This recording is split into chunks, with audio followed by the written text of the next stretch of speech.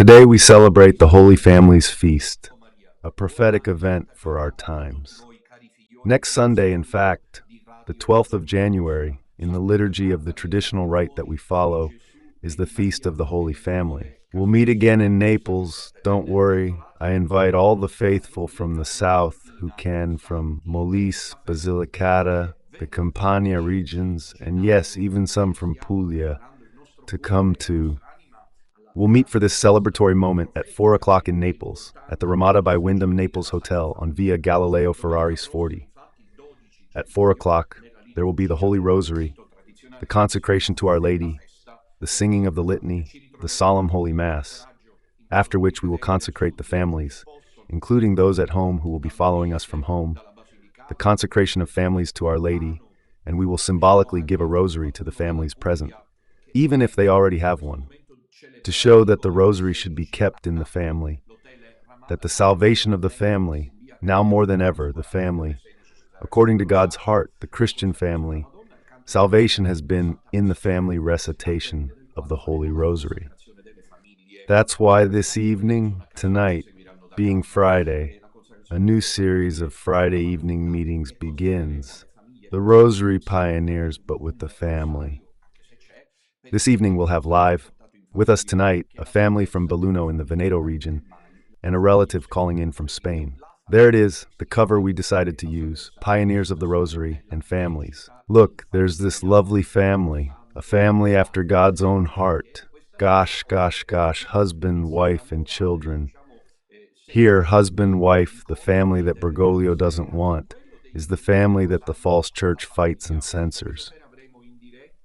So more families can form by 2030. I'd like to tell you that I'll be live tonight too, hopefully right away because I'm traveling. But here's hoping everyone connects.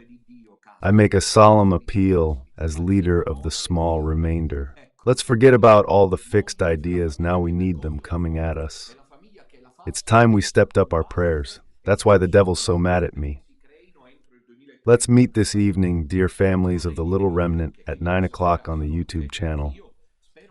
I'd like, I want, I wish, I hope to give glory to God and to console the Immaculate Heart of Mary, that this evening many of you will take part as families in this moment of prayer which we will begin for all of 2025 every Friday.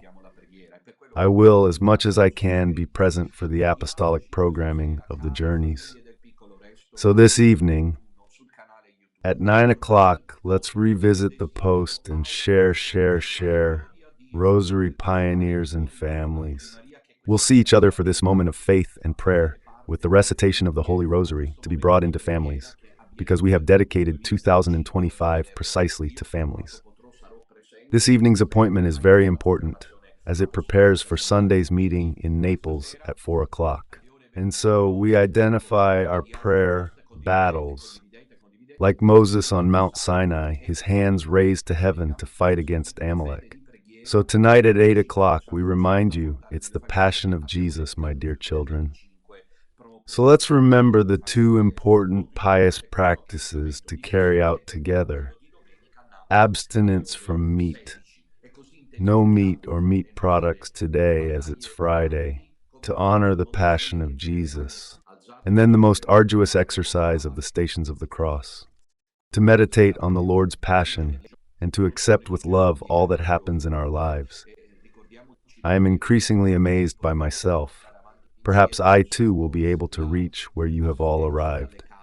Yesterday we had a problem.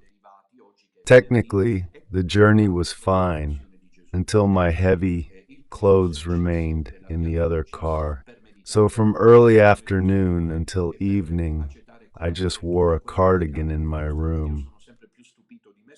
I think this is the Lord's doing, but I might be wrong. Perhaps He's testing us to see if we grow. I decided not to complain because I felt cold on my bottom. I only had a thin jumper on.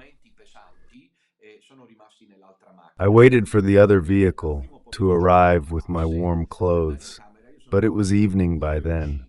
So I retreated to my room. I was quite happy to be back in my room. Only one of our team told me that my bag contained the charger, the one I brought. Ho aspettato che arrivasse l'altro mezzo che aveva i miei indumenti pesanti. So I had to go out. So I had to leave the room. There I complained a bit. It had never happened before. And then the Lord tests us. But we can grow and offer everything with love to God. Today's Friday. Let's unite our sorrows, life struggles, the weariness of work, tiredness, physical problems, moral problems, family problems, without complaining if possible. And if we do complain, let's not lose heart, because I'm there with you. So I know what that means, but let's commit to growing, all right? Looking at Jesus on the cross, which, as St. Massimiliano of Arvino said, is a remedium, because it saves us, but it's also an exemplum. That is, it gives us an example. Here, today, which is Friday, let's meditate deeply on how much Jesus suffered for us. Besides, we're about to conclude this Christmas period. We've more or less concluded it already. And so, gradually, we prepare ourselves for the other great journey, which is this one, to celebrate Easter. Speaking of the end of the Christmas period, I forgot to mention in the courses, as I'm so focused on the theme of the family. In fact, even today's topic is quite demanding. You see, I'm rushing because I'd like to have more time to talk about the topic I'm proposing to you today. I'm very focused on the theme of the family. The Madonna asked me in my heart, oh, don't worry, in my heart to insist. I'm a little worried because I understand that this is... Cardinal 𝐾𝐽 said that unless he speaks out against those within the false church who are pushing this initiative, he will have to answer to God. I pray for him. I say this with all due respect because I care for him. He recounts that during the conclave siege in 2013, he tells the story, but we showed it because in this cycle of morning catechesis, you, the family, we talked about 𝐾𝐽, Mother Teresa of Calcutta, 𝐤𝐿𝐼𝐻, and yesterday, John Paul II. Today, as we'll see, it's Sister Lucia and Caffarra's turn, because today's Friday and there's no stream tomorrow. So on Sunday, we'll meet in Naples to celebrate the Holy Family in defense of the family, according to God's heart, with 𝐾𝐽, Mother Teresa, 𝐤𝐿𝐼𝐻, John Paul II, Sister Lucia, and Caffarra, whom I'll tell you about today. I was saying, though, that Cardinal 𝐾𝐽 recounted that Cardinal George of Washington, where today Bergoglio has placed, as you know, McElroy, who is the one who wants the alternative family, is not at all an ally of the powerful. No. It's the Lord who tells him he has interior locutions, and Jesus says, we want him in heaven, now we've changed our minds. But the Bible? Forget about it. There's Pope Francis. I don't know how people manage sometimes. Dunno. Sometimes it's a socio-cultural thing. I'm from the South, so no one from the South feels offended because I'm not speaking like someone from Milan or Padua. As a Sicilian, I'm heading south. I'm currently crossing Calabria. Oh, don't mention it, not at all. Perhaps in the north there are... Oh, don't worry about it. In Calabria, thank goodness. Like in Sicily and Naples, there are those in the small remainder who are also very motivated, but the masses are indifferent.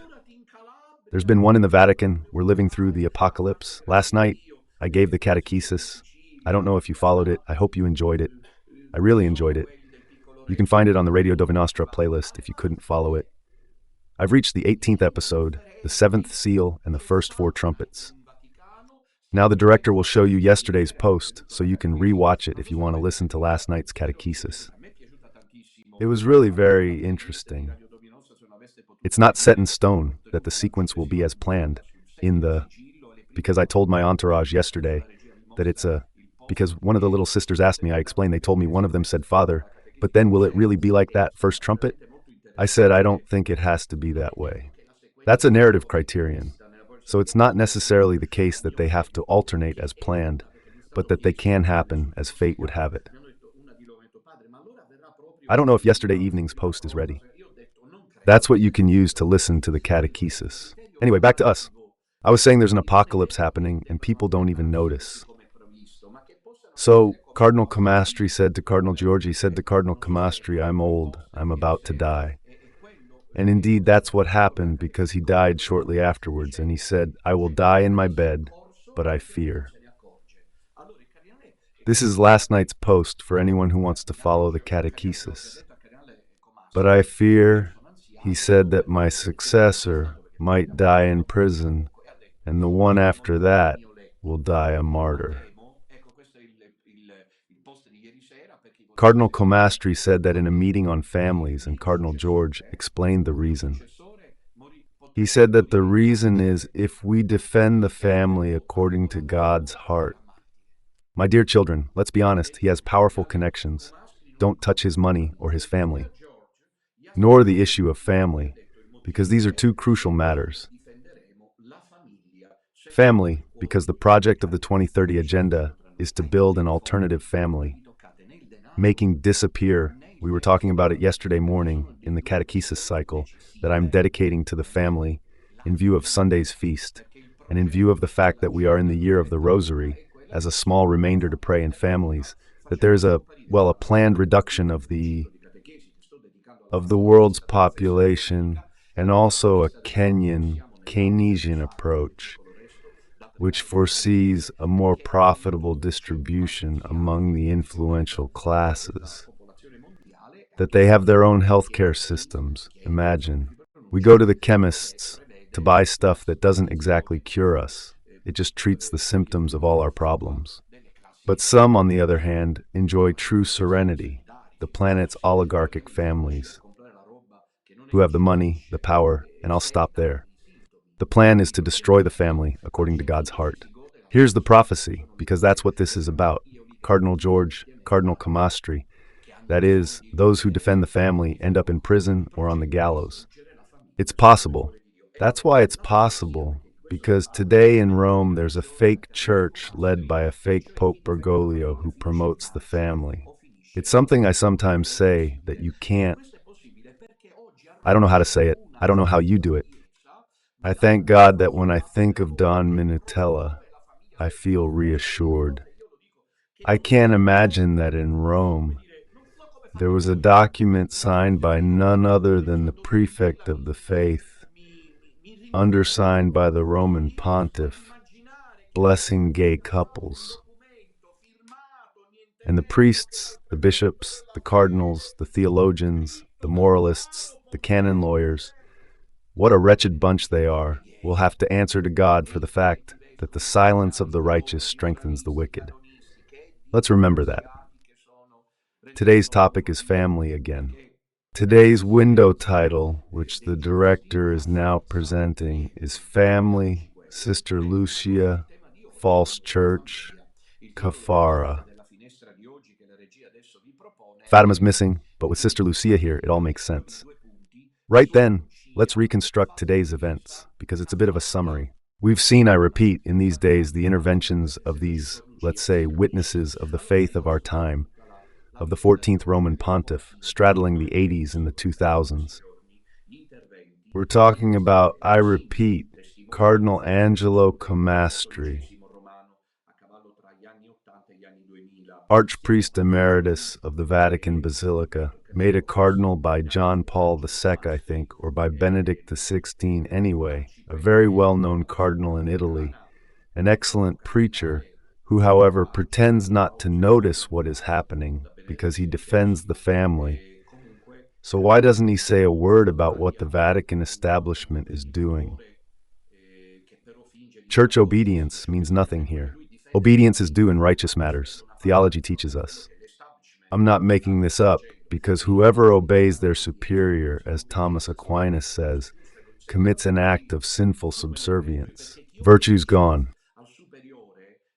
The act of virtue and obedience must be combined, says Thomas Aquinas, with two virtues, because the virtue of obedience is subordinate. Consider that there's a hierarchy of virtues. It's interesting to explore further, but as an introductory method, obedience is only due when this obedience is subordinate to the virtues of charity and justice. To the virtues of charity and justice. The first enters the sphere of the theological virtues, charity. The second is in the sphere of the cardinal virtues: prudence, justice, fortitude, and temperance, justice. So when someone pretends to obey, because then it becomes a pretense, unless they realize it, but it's not a trick. I wonder why. Pretends to do something, unless of course he realizes it, to obey. Let's say 𝐵 understands that Bergoglio is against the family, because otherwise he has serious mental connection problems. He understands that Bergoglio is against the family. 𝐵 must have realized it. But what am I? Someone who absolutely has to take on the world's internal messes. 𝐵 must have understood. He can't not have understood it, Father Livio. Others can't not have understood it either. Why don't they intervene? I assume they're hiding behind the argument that obedience to the church is paramount, that we shouldn't create division amongst ourselves, and so on. These things are wrong because they're subordinate to a crucial aspect: truth and justice. St. Thomas says, so obedience creates an act of subservience when it's not linked to justice, to charity, which becomes subservience, nothing less than an act of sin, rather than an act of virtue.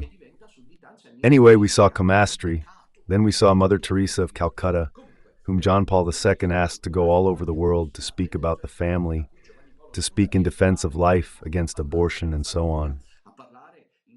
Why did John Paul II commit himself so much right from the start? Everything in the 80s and 90s about family, about life, because he had a couple of private conversations with Sister Lucia of Fatima. It's relevant, as we'll see now that we'll talk about Caffarra. And there's no doubt, as Sister Lucia will later say in an unexpected reply letter, we'll hear it now, that Fatima would have launched the final attack. The last one, interestingly, this consoles us, because in the letter, as we shall now see, that Caffarra quotes, that Sister Lucia writes to him when he's still a young president of the Pontifical Institute for the Sciences of Marriage and the Family, founded in 81, and Sister Lucia writes to him saying two things. The final attack, don't lose heart, because the heart, Mary's Immaculate Heart, will triumph over Satan. So John Paul II undoubtedly attributes to Mother Teresa that she was an influencer, a sponsor, you could say, wherever she went. Mother spoke of life, spoke of family, and we saw in recent days Mother Teresa at the Eucharistic Congress in Bologna in 1989, I believe, speaking in defense of life. Then we saw Natuzza through different paths, through supernatural means. Our Lady told her what she told Sister Lucia, heaven's concern for the family and specifically for young people. Our Lady told Natuzza, as we've heard, that the family is on the brink of collapse because people no longer pray. On Sunday, I'll tell the faithful coming to Naples in my homily that the rosary is the solution. But we'll see. As you know, there was a synod on the family where they discussed this and that, here and there. But in the end, they didn't say that the most important thing is prayer, the rosary as a family. Natuzza wanted to testify to that. And then yesterday we added John Paul II. He said two things that we listened to yesterday in videos, absolutely unsurpassed productions. The first thing he said was, marriage is between a man and a woman, the one God intended. Then there's the one the devil wants. And another thing John Paul II said was, when in 1996 he broke his femur, he said that the family is under attack, the family is under assault, and I, the Pope, must pray, take initiatives, but also suffer. It seems there are so many spokespeople, because even we, in this 2025, with the rosary in hand to bring to the family, as we will do this evening, symbolically for the first time in the Pioneer's Prayer, we defend the family. The family. But today we're adding a detail. The title is in fact Fatima, family, Fatima, Sister Lucia, False Church, and Caffarra. Right, we've got the video to produce, but I'd like to read you what Caffarra says, and then we'll hear it in his own words. Let's wait a moment. First, let's listen. Let's watch Caffarra's video. The shorter one where shortly before he died, when in my opinion he'd already grasped the snag, because Caffarra was the one who repeatedly asked Pope Francis, as they call him, to meet him, and he didn't even reply. Then in Carpi, for the cathedral inauguration, Caffarra was there, representing the city. The Emilia Regional Episcopal Conference was there. He was the cardinal, so they should have rotated him. They completely sidelined him. Then Caffarra himself recounts that in the end, Bergoglio cunningly, at the moment of the photo, called Caffarra, put him beside him, shook his hand, but that one, look, is unbeatable. Shortly before he died, Cardinal Caffarra, publicly, as we shall see, made a quite surprising statement, which, of course, the mainstream media and the establishment immediately suppressed. They were hushed up because they were surprising and strong statements. But here's the thing about Caffarra. Before he died, he fell ill with seasickness and cancer. Those are the two words he used while crying just hours before his death. While he was dying, he was crying. Caffarra, however, the priest who assisted him, said that he definitely died of a broken heart. And how do we resist? Why us?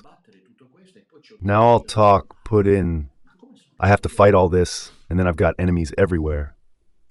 How can one live on? He's dying of a broken heart. And Caffarra utters these words, "The Lord will not forsake his church." The apostles were 12, and the Lord will begin again with a few. Right then, I'd like to tell you all, my dears, don't go to the enemy, that these few with whom God is starting again are the priests of the sodality, among whom there could be the great prelate. Look for our enemies, it's a right mess. Let them beware, lest they find themselves fighting against God. Instead of all these wretched enemies who do nothing but wound our dignity and honor, this morning at Mass I said a prayer for Father Serafino Tognetti. I'll write a post about it, because I don't want the Lord to hold me accountable for not doing everything necessary to help him save his soul. Because a priest of conscience like him, who publicly writes letters saying I'm possessed, he has to prove it, and he has to help me. I made several appeals to him. I find his lack of response serious. His eternal soul's at risk. God will judge him. Far more than he did, he wrote it. I reckon the Lord might start again with just a few. Don't you dare, my beloved enemies. See the piglet now? No, because otherwise you'll be disappointed. Because you're a bit too goody two-shoes, you don't know how to joke. Those without peace lack irony. And I wanted to tell you, don't let it happen, because then none of you will be able to say, no one told us Father Minutella himself is telling you. I'm possessed, I'm everything you say, crazy, mad, a guru, a holy man, self-centered, arrogant, proud, I make money. I'm a big shot, I'm the Godfather. I get people kissing my hand, I've got fireworks going off, I'm at odds with the whole world. I shout, I scream. I'm married, I've had abortions, I've got a villa in Colombia, everything you could possibly want. But watch out, watch out. Why? If by some divine madness, and God is often mad, according to human logic, it should happen that those few with whom the Lord begins again, as Caffarra said, are us, led by Don Minutella, then it's all over for you. I'm telling you this so you know, unless you repent. My repentance doesn't mean on my deathbed. That's too convenient. Privately, you have time, if necessary, to publicly repair this, because you are taking away souls and you are responsible for them. The Lord will not abandon his church. The apostles were 12, and the Lord will begin again with a few. And then he added, imagine St. Athanasius' suffering. But why did he talk about St. Athanasius? Because in my opinion, he was talking about the great prelate. He knew, and Sister Lucia certainly told him something.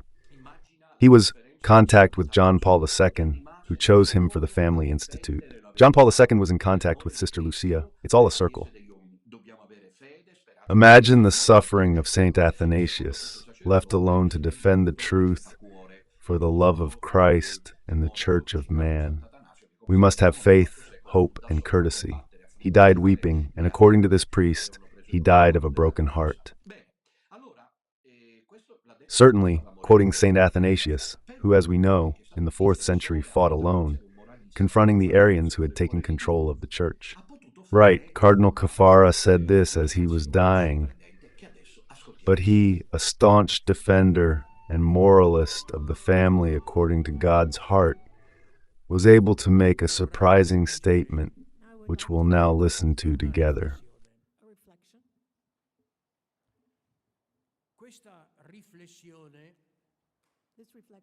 I'd like to add a thought to this. This reflection of mine was also guided by a letter that Sister Lucia wrote to me.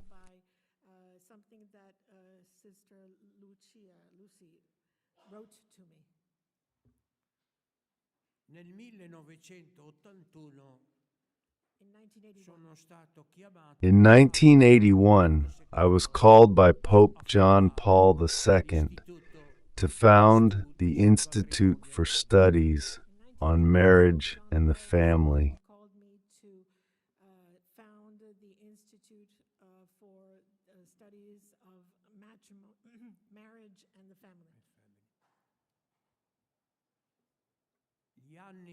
In the following years, sono stati molto difficili.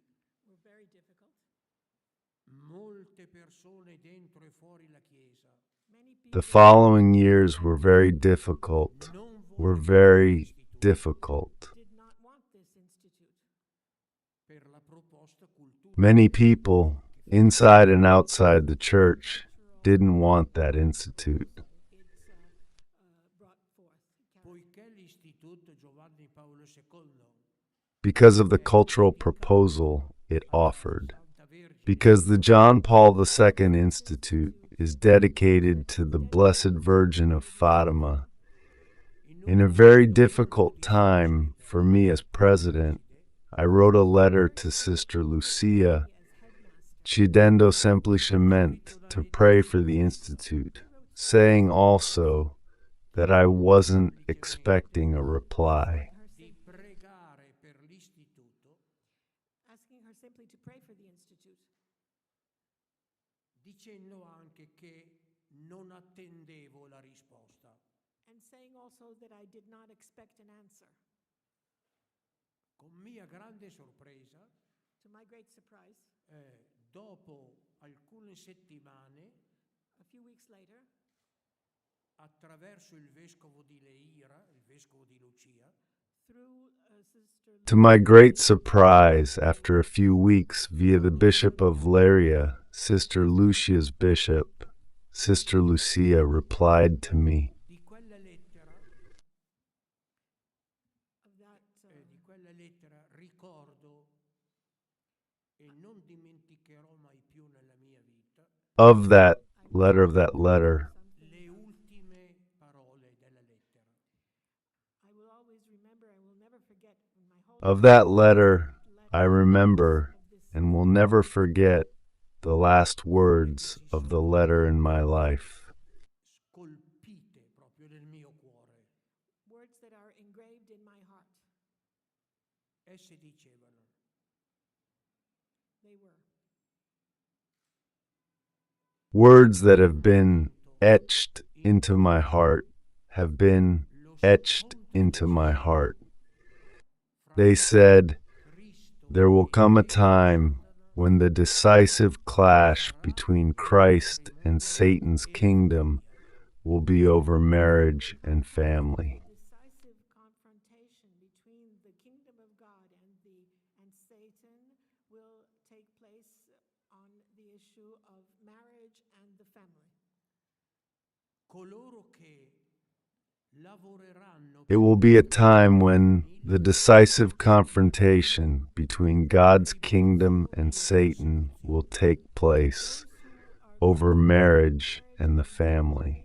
Will undergo trials and tribulations. They will work for marriage and family, and they will suffer tribulation and persecution.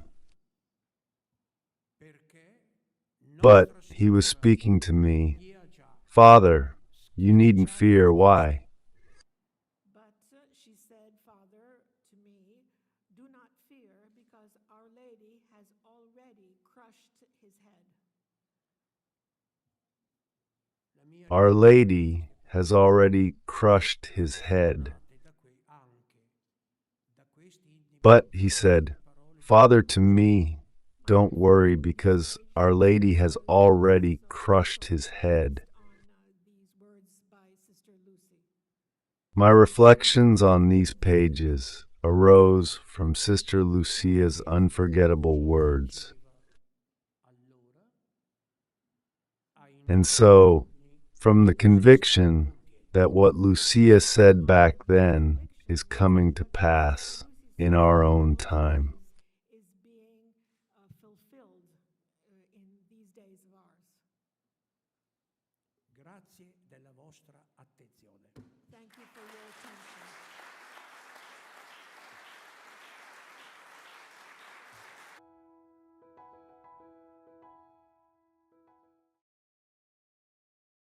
È un documento storico importante, speriamo non vengano tolti dai social. Thank you for your attention. Come dire, custodirli questi documenti storici. Avete sentito cosa dice Caffarra? Racconta che nel 1981 Giovanni Paolo II gli chiede di essere fondatore Giovanni Paolo II, come dice presidente. It's an important historical document. Let's hope they don't get removed from social media. It would be a good idea to preserve these historical documents somehow. Did you hear what Caffarra said? He says that in 1981, John Paul II asked him to be the founder, that is, John Paul II, as founder, as one might say, president, rector of the Pontifical Theological Institute for the Sciences of Marriage and the Family, therefore in defense of the family.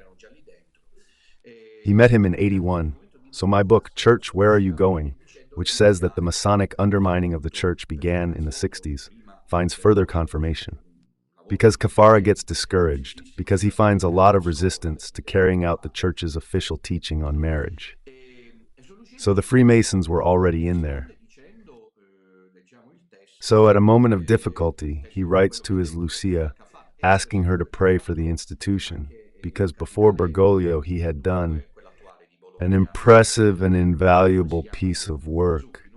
Cardinal Scola himself even spoke there, and Fioruccini responded by reading out, let's read the text, what Cardinal Caffarra had said. Cardinal Zuppi, the current Archbishop of Bologna, I couldn't remember his name, was also present at that meeting, and I believe that Caffarra didn't just send a message, he really laid into him. Because they must have told Caffarra that the doctors gave her a month to live. Because you can see her face is really marked by the illness. She won't live long. So Caffarra felt the need, in front of Zuppi, champion of the alternative family, of the fluid magisterium, pro-LGBT, woke ideology, shouting the truth. What did he write to Lucia? He says this letter, I carry her last words carved in my heart, and she said, who knows where that letter is, by the way? Caffarra said, a time will come. These are Sister Lucia's words, when the decisive battle between Satan and the kingdom of Christ will be over marriage and the family. That's what we're seeing. Alternative family structures are being promoted, and those who defend marriage and the family will face severe persecution. So this brings us back to thinking about the prophecy of the dear George that we announced at the beginning. To Cardinal 𝐸𝐵𝐼, that is, I will die in my bed, George said. My archbishop's successor will die in prison, and the other one on the gallows if the family is defended. But no worries, because right now in Washington there's McElroy, the one Bergoglio sent there to promote the ideology. We're risking it, mind you, we're risking it. When I speak like this, I'm risking more than I have in 8 years of Magna Quest. We're taking a risk because we're touching the project. When the mafia touched the monetary funds in Switzerland, and that's why Falcone was blown up. What about Lucia? What shall we do?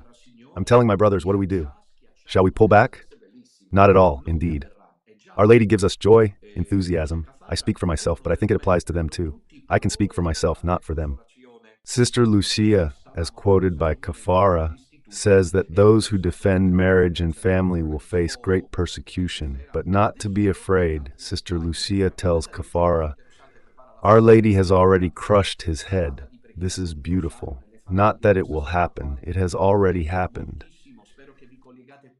Caffarra's words were for me, for all of us, a great comfort. We were going through a time when the Institute was being violently forced into the Church's body. Now I'll give you some more details, because today's episode is very interesting. Get ready for Sunday's celebration. It's the first evening of family prayer with the Rosary. I'm holding this evening very dear. I hope you'll all connect for the little time remaining, and I hope that families will come to Naples on Sunday. We're taking field. If the little ones understood, that's that. We need to get out there. Sunday in Naples at 4. Those you can. I'll reveal a couple of amazing details now that I didn't even know myself. 3. That reveal the supernatural warp and weft of it all. Do you know when John Paul II decided to publicly announce the founding of the Institute on the Family? When was he supposed to say it? When was it written that he had announced it? Listen carefully, because you'll be speechless. At the audience on Wednesday, 13th May, 1981. Shocking. It's simple. It can't be coincidental. It can't be a coincidence because that day, as you know, John Paul II was attacked in St. Peter's Square on the 13th of May. Why? Because it was the feast of Our Lady of Fatima, so the narrative that the Pope was almost completely unaware isn't true. Also because in 1980, in Fulda, Germany, he spoke about Fatima. The mainstream, the establishment, wanted to give the impression of a pontiff almost entirely unaware of Fatima. No way, it wasn't so. So he chooses the 13th of May, 1981, to announce the establishment, the foundation, of the Institute. That is, to defend the family and life, marriage, according to God's heart, between a man and a woman. And that, the Pope there that day, suffered the attack in St. Peter's Square. This is the first scoop I've found, simply sensational, because we must know how to grasp history. Don Minutella is also here to help you, along with his friend, Gino. Another detail, none less sensational. During the period when Caffarra was in crisis, you should know that there were these great men of the Church, who, however, were also very delicate, very fragile in character. And it's the Lord who takes pleasure in doing that, isn't it? That is, to put in government and official positions figures who are also extremely sensitive, like Caffarra, who recounts that at a time of great discouragement, he found himself dining with John Paul II.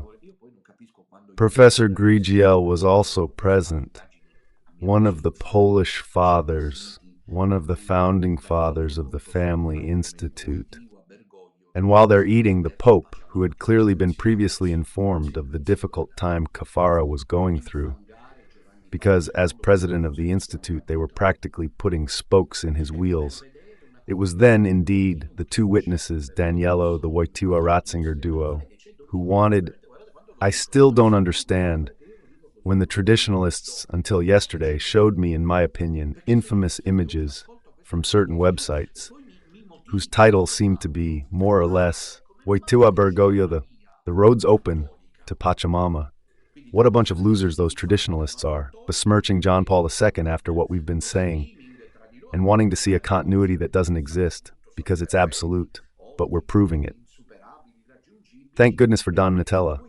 Look how much I'm saying this, but you make it seem like I'm saying it casually. Obviously, I'm being ironic. I'm saying thank goodness for him. Because if I, for example, listen to this catechesis today, then I'm motivated to listen to it for 2 minutes, and I say, there's a Catholic way, thank goodness. So the traditionalists are still mudslinging. Even yesterday they did a stream amongst themselves, with the usual suspects, those who think they know everything, are perfect, excellent, unsurpassed, unapproachable, and they put Wojtyła to shame. Got the total blindness? After what we're saying, but we showed yesterday that John Paul II said that marriage is only between a man and a woman. No, it's Bergoglio and Wojtyła. They're the same thing. So they're at the table, John Paul II is with Caffarra, and having been previously informed, he says these precise words that Caffarra reports. You see, there was a good relationship with Caffarra. Don't worry, we're in the same boat, and we'll have to take the same beating.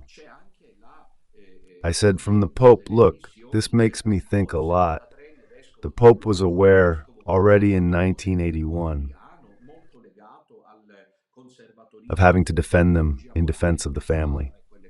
That's why she enlists Mother Teresa of Calcutta, because she travels the world, collecting all the world's awards, but defending the family, marriage, and life. Still like that now. Still like that. In recent days, alongside McElroy's appointment in Washington, there's also been the acceptance of the resignation of the still 73-year-old Bishop of Toulon. A conservative bishop, very tied to the moral theological conservatism of Caffarra and all that. It's a purge by the regime. Why do they keep ignoring this? It's God who allows it. We've got the Bergoglians who are thrilled with Pope Francis. Those 𝐦𝐚𝐴 who can't wait for it to end and melt away. But I'm in communion with him, so in the end, they're pointless things. Then we have the new direction of the traditionalists, the canonical path. Bergoglio is just an anti-pope. So all this apocalyptic prophetic dimension we're talking about, because Caffarra says so, quoting Fatima, quoting Sister Lucia, not Domina Nostra, they don't want to take it into account, the canonical path. We need to understand who started this new petition, the canonical way. And then there are the traditionalists, for whom it's all a mishmash. At last it's us, the small remainder, who tell you these things. One last detail, because time is a tyrant, I'd have loved to tell you so much more. You know what state the Family Institute is in today, don't you? You know how it works, right? Right then, the Family Institute today is entrusted to Monsignor Vincenzo Paglia, who's a climber, a real go-getter. Monsignor Paglia is the one who had the homoerotic fresco painted in Terni Cathedral. That's what silenced Monsignor Livio Molina and Father Jose Noriega, who were the last remaining members of the Institute tied to the moral theology of John Paul II, and so on. In this new Institute's development, the Institute, at Bergoglio's behest, is no longer called John Paul II, even if the title remains, but above all, besides the silencing of teachers still tied to 𝐥'𝐞𝐈's stipend, as I said with Mr. Livio Molina and Father Jose Noriega, today people who are staunchly pro-abortion are entering. Look, but I really don't know.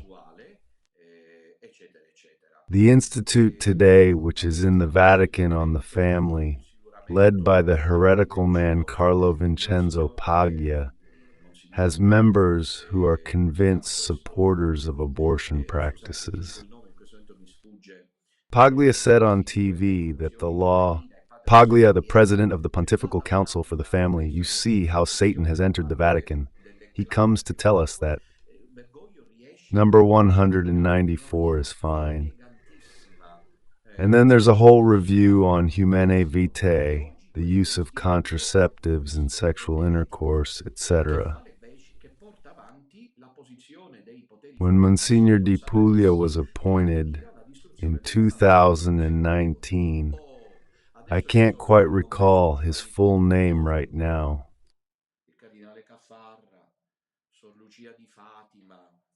Of these two, well, Monsignor Livio Molina and Father Jose Noriega, there was a stand taken by the enclave, but then Bergoglio manages to eliminate them in a most elegant way. Most elegant. And what can be said? That today, this institute is indeed a heretical institute, which promotes the position of the powerful Masonic Satanist forces, which aims at the destruction of the family, according to God's heart.